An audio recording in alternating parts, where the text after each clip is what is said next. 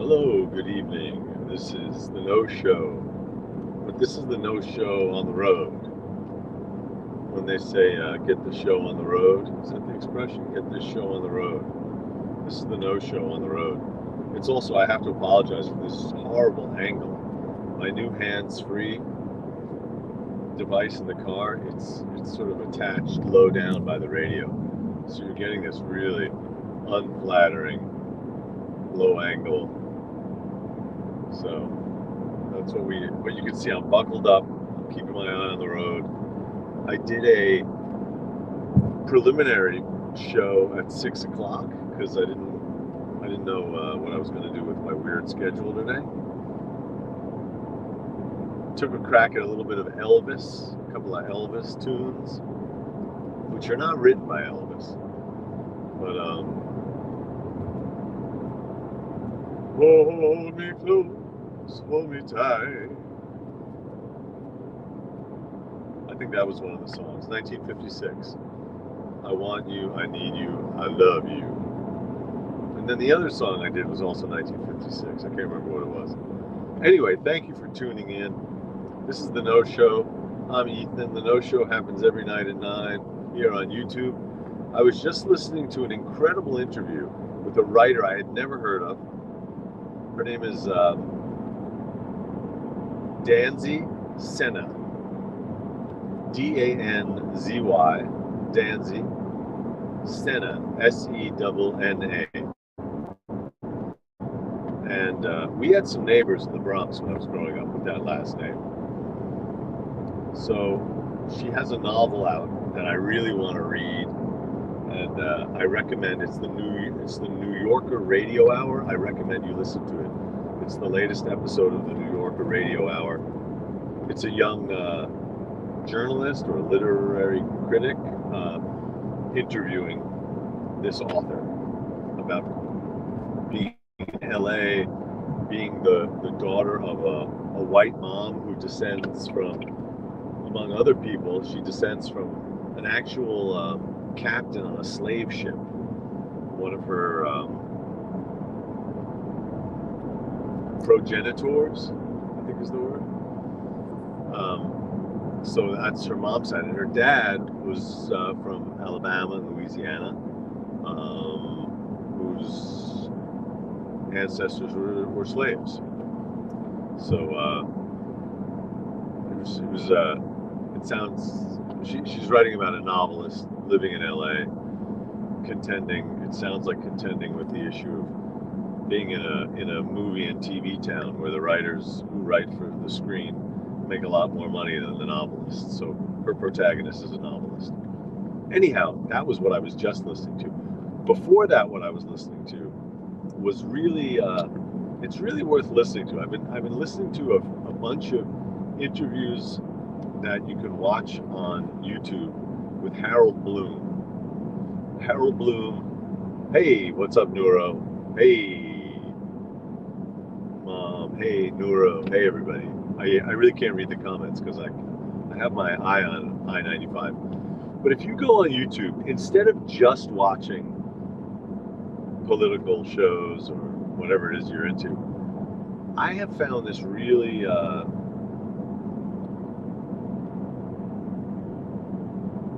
don't know, inspirational, but it's uplifting, and it's a tonic. It's a good chaser. It's a good antidote to all of that current political fraught, aggressive,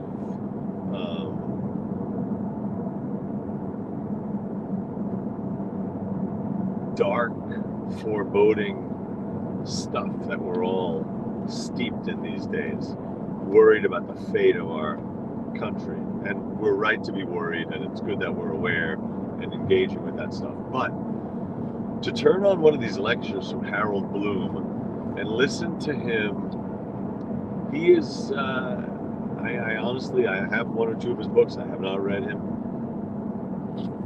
but I've started listening to a bunch of his lectures and interviews. He is absolutely incredible. It seems to me like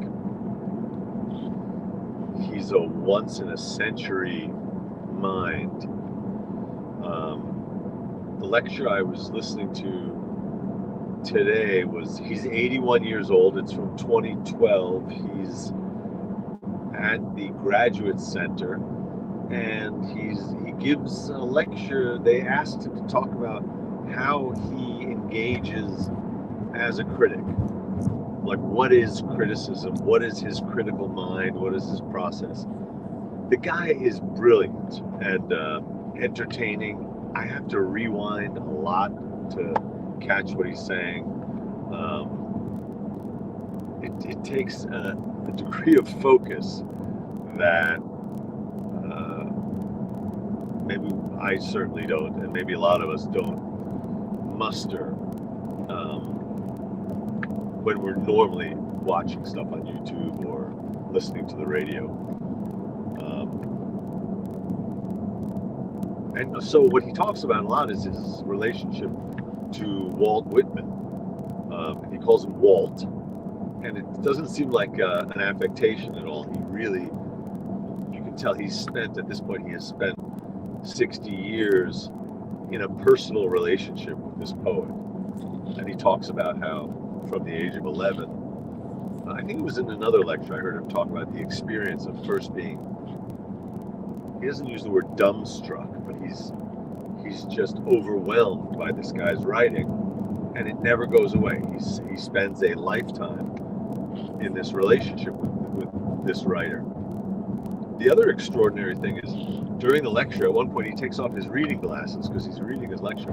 He takes off his reading glasses and declaims some of the poetry. You can see just how intimately he knows it, and he feels it, and he's lived this this poetry.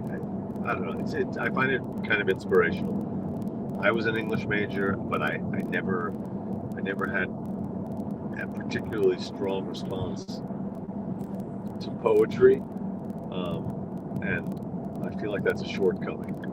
And I'm gonna try to. I just, when I was done listening to the lecture, I then turned on it's like an audio book of Leaves of Grass to listen to someone speak it. There's a bunch of public domain versions out there. I think I'm going to need to read it so I can go really slowly. He does also talk, my introduction to this whole Bloom thing was Herman Melville, Moby Dick, which I read 4 years ago for the very first time. And Harold Bloom has a lecture you can watch on YouTube about Moby Dick. But he frequently refers to Melville, and he refers to Shakespeare, Melville, Whitman. He has this pantheon of the great poets or the great artists of the word. And I've never heard anything like it. The way he's attached to, and the way he relates.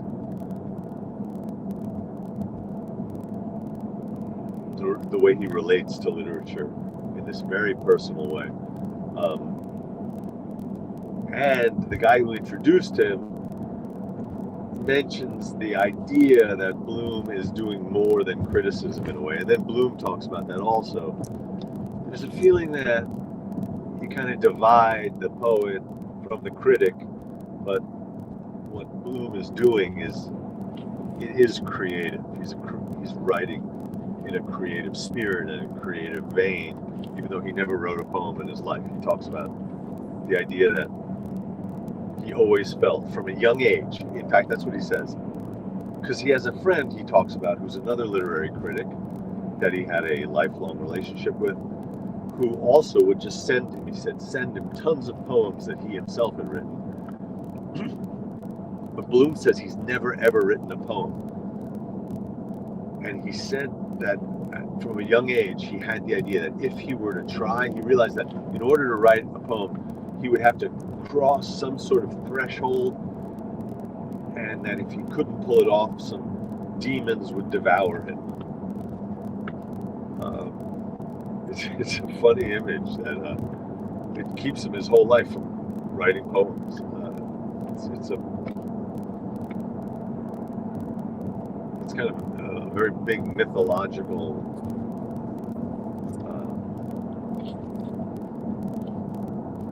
explanation for why he doesn't make that step from thinking about reading, reciting, living with poetry his whole life and never writing a poem.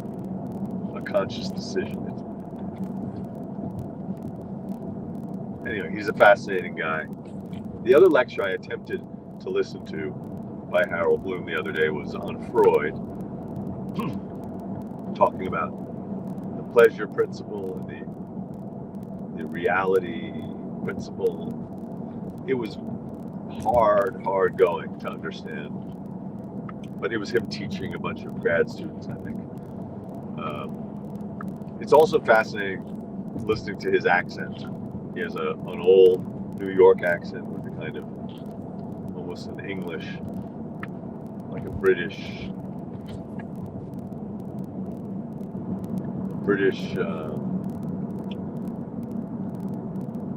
flavor to it. All right, I wish I could read everybody's. I wish the comments would appear on my windshield so I could safely continue doing the show like this and see what you're saying.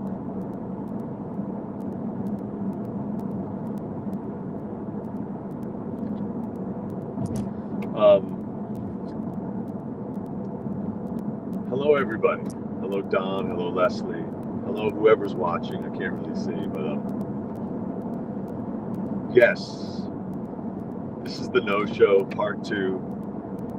Today I've split it up. Oh, what happened was I was shooting this scene today in a TV series. It was very straightforward. It was a restaurant scene. I play the dad, and there's an actress playing the mom of one of the protagonists. And it's a pretty straightforward scene. We shot it in a restaurant in Queens, and the prop food was actual food. So we were very, very well fed during the shoot, and it was like a Persian restaurant in the show. So I had quite a bit of hummus and salat shirazi, which is like Israeli salad, and some bread, some baba ganoush. Very good. It was good. It was prop food, but there it was, the real deal. Ate well, had fun.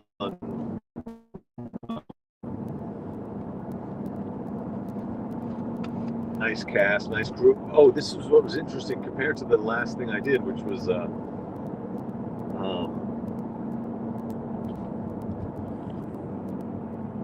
Savant, that series where the director, we were doing dozens and dozens of takes of each setup. So each scene is divided up into setups, like camera setups. The director on that show would do dozens, like 20, 30 takes. So it because he was doing kind of intricate camera moves. This set was very different. It was just bang, bang, bang, set him up, shoot him down, move on. So I got there at 8:30, hair and makeup. They had to make my mustache longer after all that mustache talk. That was disappointing. Had they only told me, if they'd sent me a photo, I would have had a longer mustache. So I was there at 8:30. We were shooting by 9:30. I was out of there by 1:30. So it was just very quick, very relaxed set. I'm very curious to see the show. It's called The Better Sister, and yeah, it'll be out in a few months. I ran into a makeup artist who was the one who was responsible on the set for touching up or making sure everything was together. And she said, "Oh, I think we worked together before." And in fact, we worked together 2 summers ago on a show that still hasn't come out. So she confirmed what I had heard. That show is called Beloved or Beloved. It's a ghost romance, and I had a nice little part in that at the opening of the series. But it still hasn't come out 2 years later. But she confirmed that it has not been killed. This thing apparently was turned from a special which was going to air on Valentine's Day 2022, maybe 2023, whatever it was. It was going to air on Valentine's Day. It didn't. Then it was going to air in the summer. It didn't. Now it's been another year. But so she confirmed that in fact what happened is they're turning it into a 2-episode thing. So it's a mini series instead of a special, and so it'll still be coming out. I hope you can hear me fine. I know it's a weird angle. We're in the car. We're on I-95. When you drive from Brooklyn to Cape Cod, basically you spend the whole time in Connecticut. That's what's happening. I'm in Connecticut. I'll be in Connecticut for a few hours.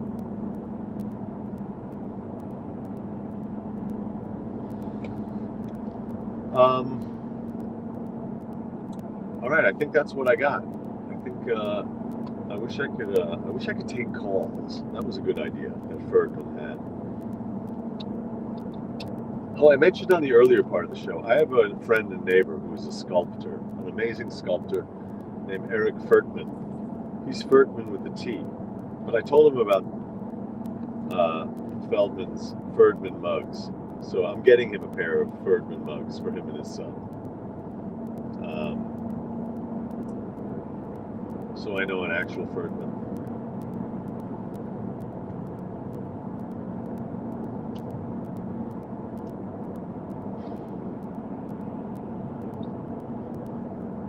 Hold me close, hold me tight. All right, well, that's my show. Thank you for tuning in. I'm going to get back to focusing 100% of my attention on the road.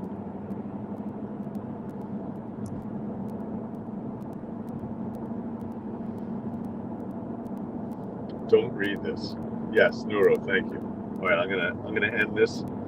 Please join me tomorrow night and every night, 9 p.m. The show is normally 30 minutes, but please go back if you want to watch the 6 p.m. half episode. This has been a bifurcated no-show. Greetings from exit 72 on I-95. And I will see you tomorrow night. Thanks.